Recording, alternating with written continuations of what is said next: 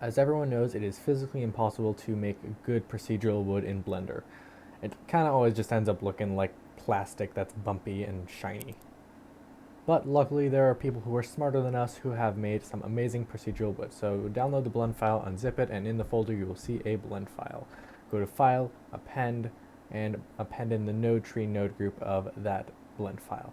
Then add it and hook it up like this. And here's how to use the wood shader. So the default materials the default settings kind of look bad. So let's increase the groove scale so you can actually see the different grooves in the wood. And we want to turn down the stains because those are some pretty strong stains. Want to turn down the dust also. And that looks a bit better. So now to go over all the settings, you have stains. I like to keep this at like 0.1, 0.2. Groove, it adjusts the how prominent the grooves are if you want like wood planks or something.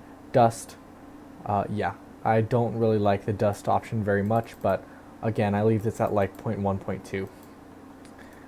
Dust groove.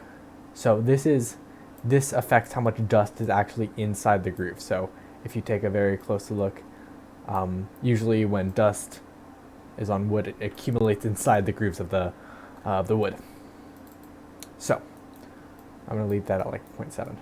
And then these are just kind of all the colors. You can mess around with this. They all kind of, control just different parts of the wood. Just get whatever color you want. Wood scale, pretty self-explanatory.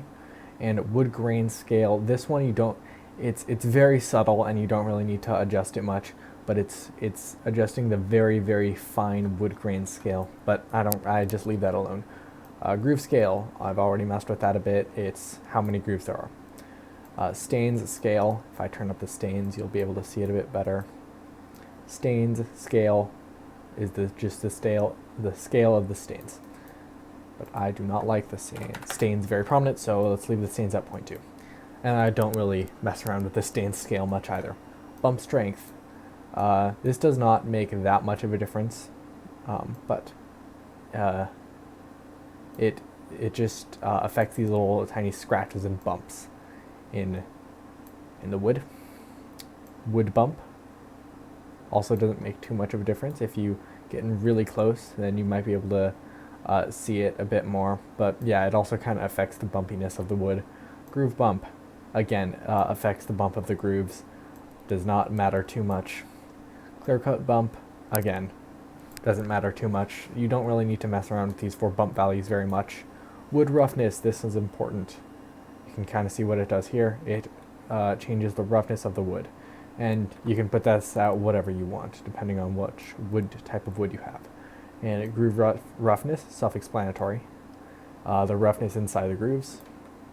Stains roughness, also self-explanatory. It kind of affects the prominence of the stains.